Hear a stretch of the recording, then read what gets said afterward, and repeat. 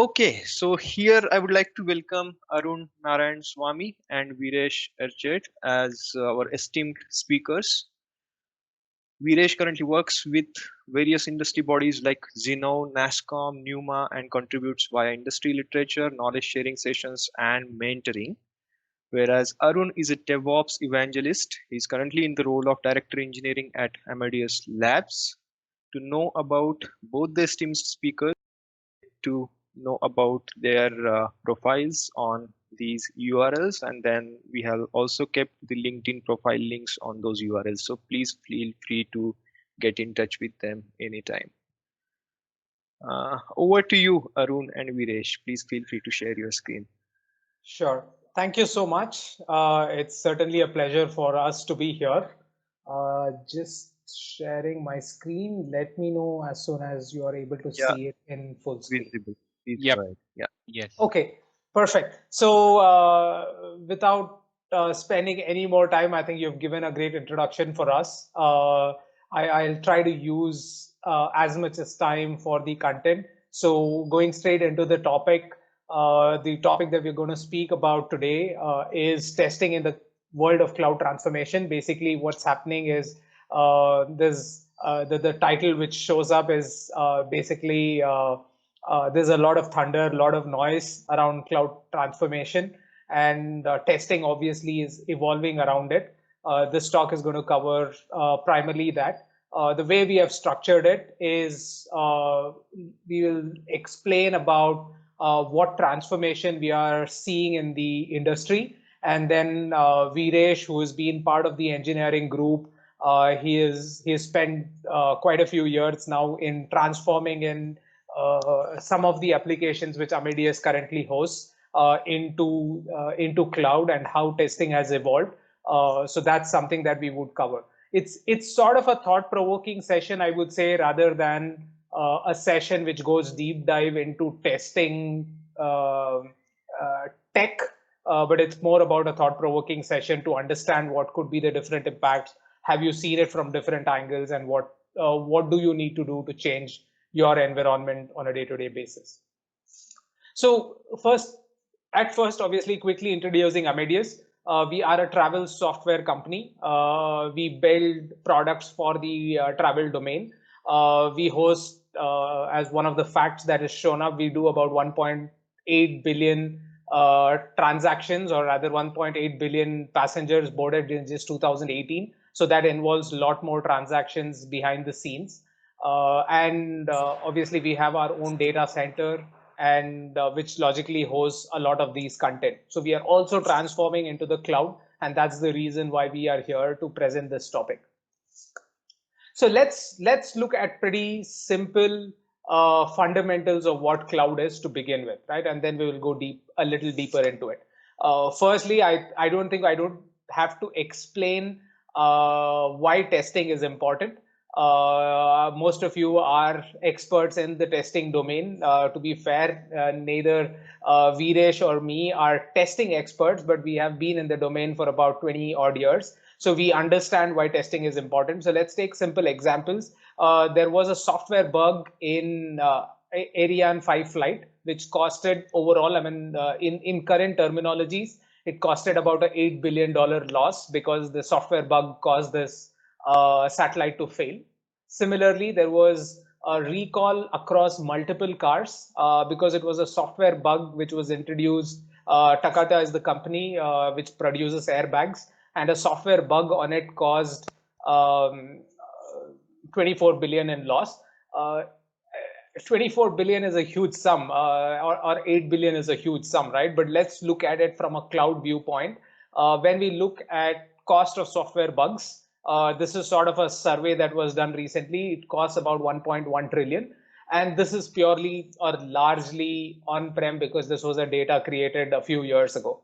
And if you see the amount of cloud wastage that happens, I mean, you procure, because it's an OPEX model, the biggest seller for cloud is saying, okay, you pay as you go. But behind the scenes, there are it's somewhere between 10 to 20% where it's termed as amount of wastage that happens on cloud. So if you compute let's say 250 billion in terms of cloud spends, which is what the growth was in about 2018, and multiply these two, because this is where most of the infrastructure is going to move.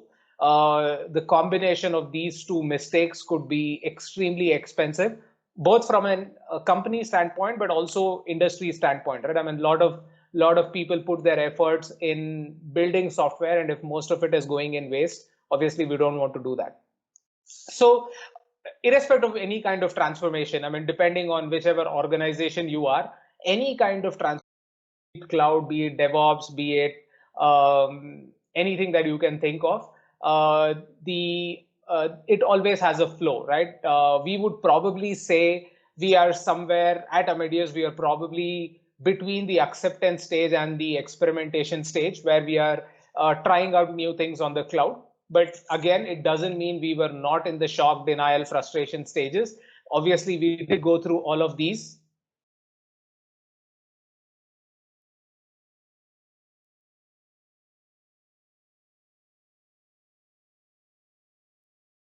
Veeresh, I think we lost Arun. Are you able to hear us? Yes, I could hear you. Arun? Arun dropped out actually. Okay. Till he comes, I could fill in a bit of it. Sure. Yeah. As Arun was explaining, so it's about the fundamentals. It's about our journey at Amides in terms of what's happening in the cloud transformation. So for any change that happens for any transformation, we need to know that where we are and what we want to go and where we want to go ahead and do in, right? So first is to understand the fundamentals around the cloud, what it is, what's the skill set change and the mindset change which is required to enter into the arena of cloud. See, there are a lot of stats and there are a lot of literature around to say that why cloud is important, why we have to go into the cloud aspects and all. It's very important that testing fraternity gets into the mode of understanding and the need of the change which is required. Hello, you're able to hear me? Yes, we are able to hear you. Yes. Okay, I hear a background noise in that. Let me, okay. So the need is to understand what's the cloud models which are into place, right? Everyone has understood that, okay, these providers which are available providing the cloud. Even before we get into the different service providers, also to say that what's the change which is happening to the application side and also the change to the platform aspects of it, whether we think about a private cloud or get into the public cloud. If you think of a public cloud, which is the different.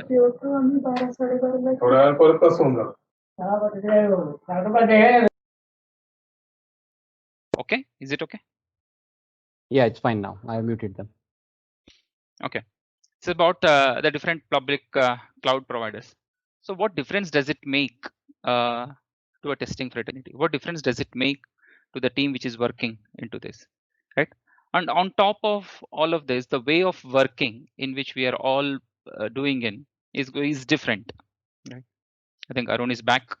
Yeah, extremely sorry, guys. Thanks, Veeresh, for keeping the continuum on. And sorry for the disruption. I don't know what happened. My PC rebooted without a warning. So I'm back. As I was explaining, the conversation on cloud, obviously, with an organization goes through all these phases. And we are somewhere in the acceptance and experiment stages. We were in a stage of denial, saying, okay, cloud is coming, it doesn't have a problem. There was a frustration where people were saying, oh, yes, it's cloud, it's coming, but will my job be at risk? Then once it gets to obviously the extreme where people start feeling it, oh, do I have to relearn something? Will my job exist, etc. Right? So that's sort of the phase every organization sort of goes through, and we need to be aware of it, and that's where the adoption happens. So types of cloud, I'm not going to get deep into it. Obviously, there are, this is sort of a thing that is available on the internet quite well. Obviously, depending on the cloud, you are either saying you're a public cloud, hybrid cloud, or a private cloud, depending on which segment you are. We are considering both.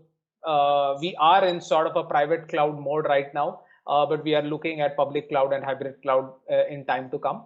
And on the service model, obviously, there are three structures, which is the infrastructure as a service, platform as a service, and software as a service. And that's irrespective of which model you choose, testing goes through major evolution in any of these. I mean, in fact, if it's the SaaS-based product, which you are building, then it's extremely complicated. If you are using SaaS-based product as one of the component in your products, then it becomes even more complicated. And then let's look at some of these aspects as I go along. So pretty simple cloud transformation, how the testing is evolving.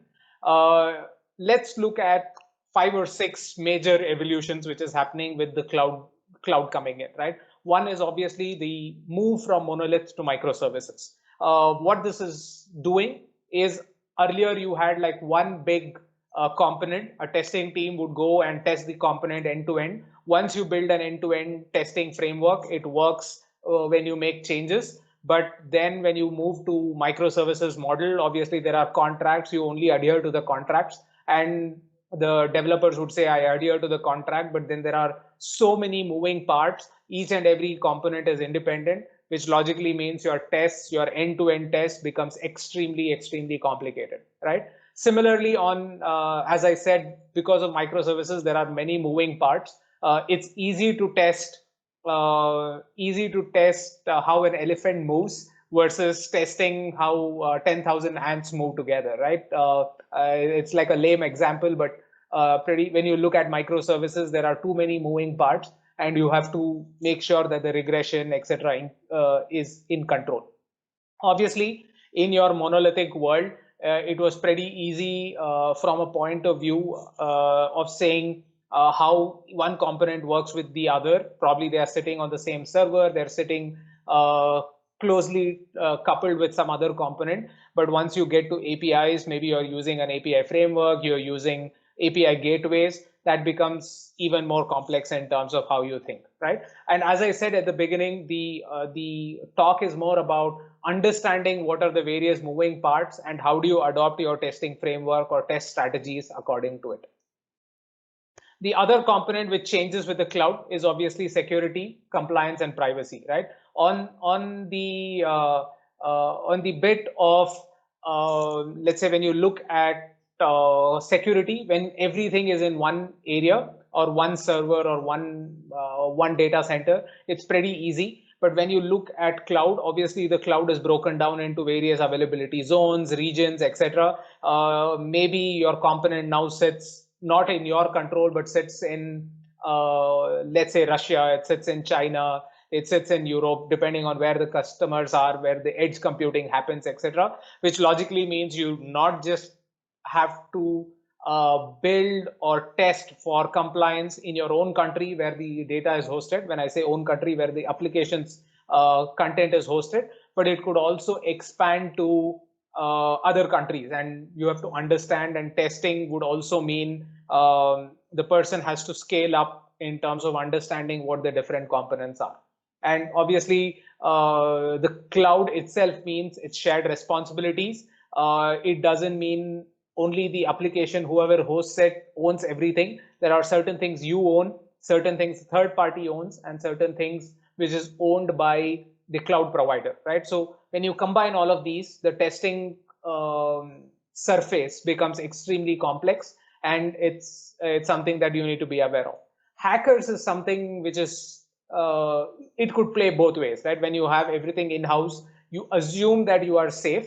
As anything goes, looking at the risk itself, when you're riding a bike or riding a car, you think you're always safer than when you're sitting in an aeroplane, because aeroplane is not in your control, but the car is. But there are obviously more deaths which happen in a car rather than an aeroplane. I mean, it's in 1:10,000 times difference in terms of risk. But then you believe when you own the data center, when you own the content on the data center, you assume that you are in control and the hackers do not exist. But yes, because cloud is more public, at least when you're looking at the public cloud scenario, the surfacial area of testing for compliance and security needs to increase. So the third component which I would like to share with respect to cloud is scalability, right? When you are testing on-prem, when you're testing on a data center, your servers are limited, your capacity is sort of limited, and you're just playing around between your own applications within your organizations to scale up and scale down. I mean, if you have those options. Otherwise, scaling up logically means procuring 100 new servers for the next Christmas and setting it up and scaling it up over a period of time. But scaling on the cloud is probably just switching a button, right? So when the development moves at this pace, the testing needs to catch up. And this is very complicated because when you're looking at scaling, there is no end limit to it. So when we don't know what the maximum stress it can get to, the only difference is your application probably won't go down, but then you will start leaking money, paying it to the cloud provider. Let's say if there is a DDoS attack which happens, and if you don't have the application properly tuned, then it will keep scaling up to the capacity which the cloud provider can provide, which is obviously significantly higher than your data center. And then you would start leaking out money, right? And when it gets to scaling, which is hybrid, so would you scale your initial limits on your on-prem and then scale beyond a certain limit to extend to the cloud? These are all obviously pure play concepts of the cloud, but how are you testing it, right? I mean, how do you do a spike test, for example? Is spike test even needed? Does the breakpoint test even matter? Because obviously, when you know from 100 customers to 10,000 customers, the cloud is going to scale. Do you need to know it? But then obviously beyond a particular point, if you're on a cloud provider, which is not Amazon or Google, or if you're hosting it in say Bombay or Hyderabad, where the limit is not that high compared to say Frankfurt, there might be a cloud service provider limit as well. I mean, you may not test, but then the cloud provider will probably hit a limit. And then obviously, what aspects do you test? Do you test horizontal scaling or vertical scaling? I know I'm talking a lot about testing, which is more infrastructure oriented, but then there is also testing which happens behind the scenes in terms of how do you enable or give inputs to your developer to build any of these aspects, right? Reliability and scalability. Obviously, one of the bits that Veeresh will probably cover is on the chaos testing, so I'll not get into it. But when you are testing reliability, you assume the cloud provider is going to give you all the control and leverage to say, okay, nothing's going to go bad on our cloud environment. But how do you test? How do you say the cloud provider went down, so how do you test, right? Chaos testing came as an example. Netflix adopts this quite well. We are adopting it in few environments. And then when we go from not just outages, but also building infrastructure in terms of high availability and disaster recovery, cloud enables it. But let's say if you have a high availability server somewhere, how do you, as an application, say, as a tester, test both the high availability zone and also the core application? And let's say if you're testing a disaster recovery site, can you switch off something, test something, and come back? These are all thought process or things that you need to build in your test strategy, I would say. Economic value, obviously, this is extremely important. When you are testing, there are limits that you need to do. Earlier, you need to have a particular data, and only when you have the data, you would be able to test. But in the cloud, you can probably test it on production itself. So there are two aspects which come in, which is the shift left and shift right. When you're shifting left, obviously, you're doing more test-driven development, testing new code in a different way, etc. And shift right, obviously, which means you're testing in production, right? Both aspects bring different kind of benefits. Maybe, and when you're looking at some of the shift right strategies and also deploying this in different cloud providers, you need to look at how testing increases, right? Your initial, when you give test estimates on the cloud, the estimates, let's say if you have 2 data centers, does testing effort double? If you're looking at more automation, are you looking at more upfront cost and not cost during the run? And one of the most important aspects is any kind of testing is shorter runs. Teams are moving to agile and safe ways of working. So testing also needs to catch up. And how do you budget it? How do you manage some of these aspects? So these are things that you need to evolve when you're looking at the test strategy. Changes in the org structure, which is very important. As I said, a lot of things have changed from QA quality assurance to quality engineering, and then aspects of when you're changing the organizational structure, there are questions: is QA as a role itself needed? Does it become a full stack developer? Do they do more unit testing? Do they shift left so much that a QA function is not required? So this is something that you need to be aware of when you're moving to the cloud ways of working. One of the aspects that I will not touch very heavily, because this is more on the cloud rather than on testing, but you need to look at how we shift from CapEx to OpEx. The functional test data, which is probably adopting to the AI/ML strategies. Maybe there are data which is auto-generated. There are self-healing scripts. The need for testing is becoming more of an art and not any more to-do thing, but it's more of an art which is getting it into. Again, an aspect of deployment strategies. I'm running a little over time before I pass it on to Veeresh. The deployment strategies is very important.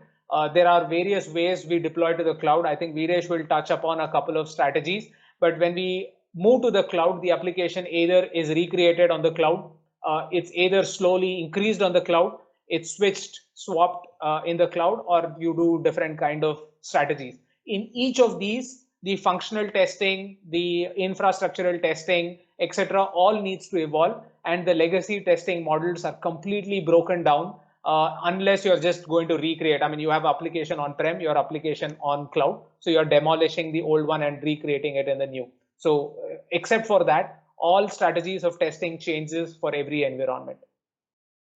And obviously, rapid evolution on the customer is very important. They are looking more at quality engineers because they are becoming the face of the customer. They are also sharing the product owner responsibility. And it's very important in the phase when we go so rapidly onto the cloud, the feedback is very rapid.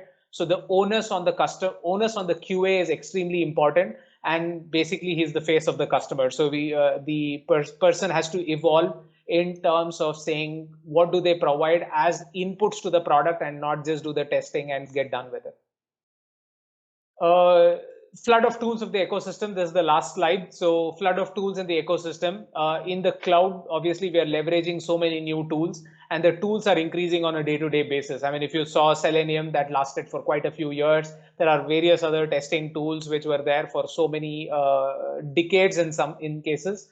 But when you're testing SaaS-based tools, when you're testing hybrid scenarios, we're testing infrastructure, when you're testing networks, a lot of these changes dramatically, and the QA is not just a guy who says, I know the best of the product, but he needs to know what's evolving in the market and how things are evolving as well.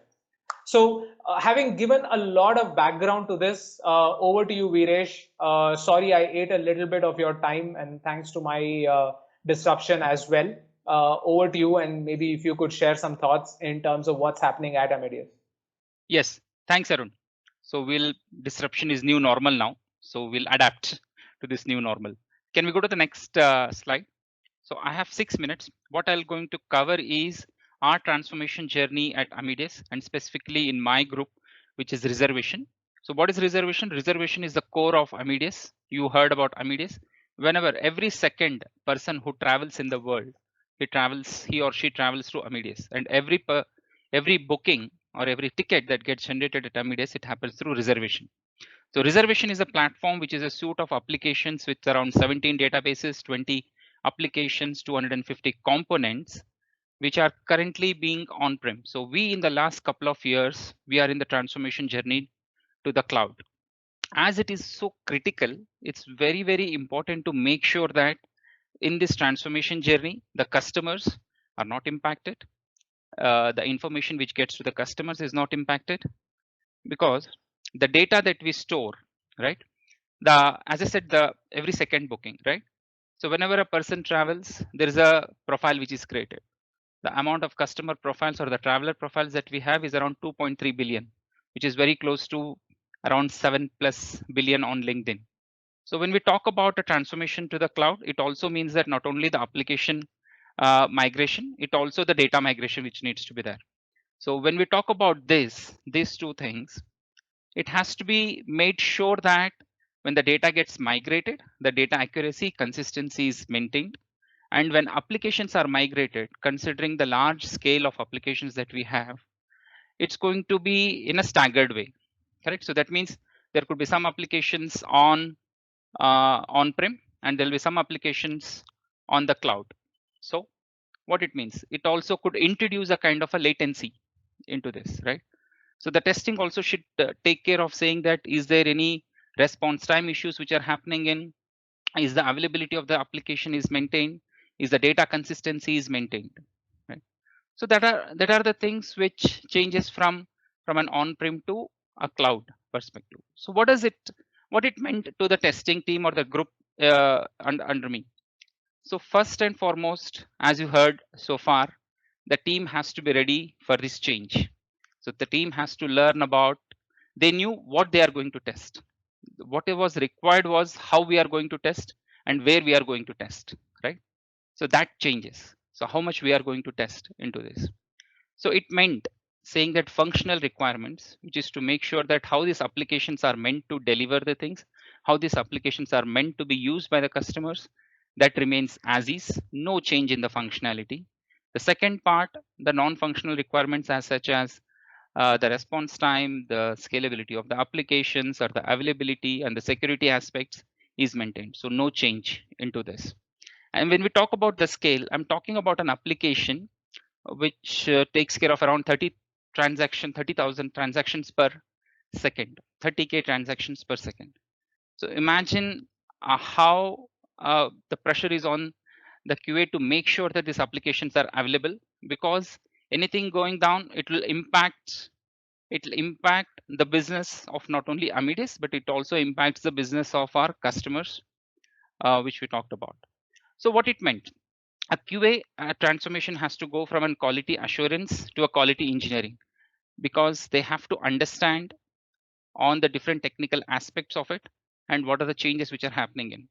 So it meant that how soon, how fast we could test so that we could avoid the failures getting onto the cloud part. So we introduced a lot of things on the automation, which was already the theme of the group, which was going on. There was a test-driven development that we practiced.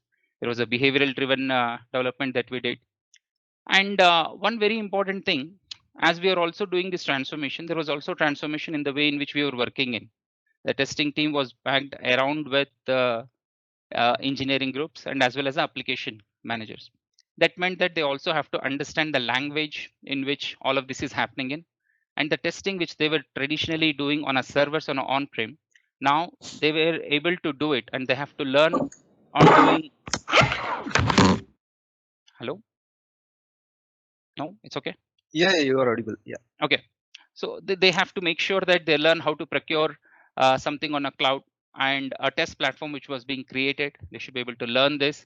They learned on this, and they try to test a lot of things on the test platform so that it's easier when we get into the production aspects. Even when we get into the production, considering the scalability and the NFRs that we have committed, we tried something with the chaos engineering in order to say that how the database performance is going to be there. If the database is down, how the applications are able to restart and able to connect to these databases. So with the chaos engineering, we also tested on the network latency part, considering some of these applications which could be on a multi-cloud, or it could be on a private cloud or on-prem. How, if is there going to be an impact in the response time? We try to introduce some traffic and also test on the network latency aspects. And also in terms of the monitoring aspects which was introduced, to try and see how much time does it take for an application to restart and come back to normal, and how can we help it to be faster so that we cover these aspects when we get into the cloud, right? This was done on some of the applications. We also brought in a bit of a design thinking aspects into this when this transformation was happening in, to make sure that we all take care of when the things get into the cloud mode. And another important aspect is on, this is going to be a multi-year program, correct? So when we talk about this team is also responsible of making around 4,000 changes, deploying 4,000 changes in a year to production. When this transformation is happening, this customer change request or the changes which are happening on the application will also go through. the team also has to make sure that these functional changes which are happening in also gets replicated in both on-prem and as well as on the cloud. So this was another critical aspect that the team has to go through, right? And also on the security aspects. As Arun mentioned, we have to be GDPR compliant, PCI DSS has to be taken care, and all the different mandates in the different regions which we are working in, even that has to be taken care into this. So overall, it was a big change for the group. I proudly can say that the team has gone through this phase. So Hi team, I think you got to control last 1 minute, okay? Because we will give you another 2-3 minutes for Q&A. Yeah, sure. Sure. So just to conclude on it, what worked well and what I could say it as a key takeaway from our journey is about the mindset change and the skill set change which is required to be there, and also to be very clear on saying that what is the impact, how are we benefiting from this cloud transformation without impacting the existing functionality or to the customers, how we learn the new tools and how we adapt to the existing tools in the new way of working. Okay, that's all from my side. Arun, to conclude. Yep. Thank you, Veeresh. I think that was a good insight of what you have done. And as I said, the automation or the testing never changes. It's just the way how it is being done is different. And that's where we conclude. Hope you are able to take some insights out of this and implement it in your test strategies. As I said, this is less of a tech talk, but more of a strategic conversation. And if you feel free to ask any questions, and we'll be happy to answer. Thank you so much. Thanks to both of you, Arun and Veeresh. The things which you shared, those were really amazing. And then all the insightful stuff which you showed to us, I hope everyone liked it. You managed it to complete it and wind up everything on time. So that's all okay. I think we have started to take the poll in, and let me jump to the Slido where we could see that there are a couple of questions for both of you. Rasika is asking this question: how to choose which data centers are the best suitable for our test? Arun? Okay, good question. It depends. Again, I mean, when you ask this question, Rasika, the way I see it is you don't choose a data center for a test. I mean, I would probably say you would choose the aspects of testing. I mean, what is the outcome is what you need to look at, right? I don't know if you have multiple data centers, but if you're comparing between data center and cloud and which is better for testing, I would say a lot of organizations are using a strategy of using cloud to test, but data centers to run the production, right? Both from a security standpoint and from a point of view of stability and control that they can assume they have, right? But if you could elaborate, I'm not able to Veeresh, I don't know if you can answer it in a different way, but if I look at it from a data center to cloud, I can answer. But between data centers, I am not sure how we could classify it on what is better to test. Yeah, even for me, see how we try to do when we are getting into the private cloud aspect, right? We try to have some test servers on one of the private cloud that we are going to have. So it depends on whether you are going to public cloud or private cloud or which cloud platform that you are trying to bring in.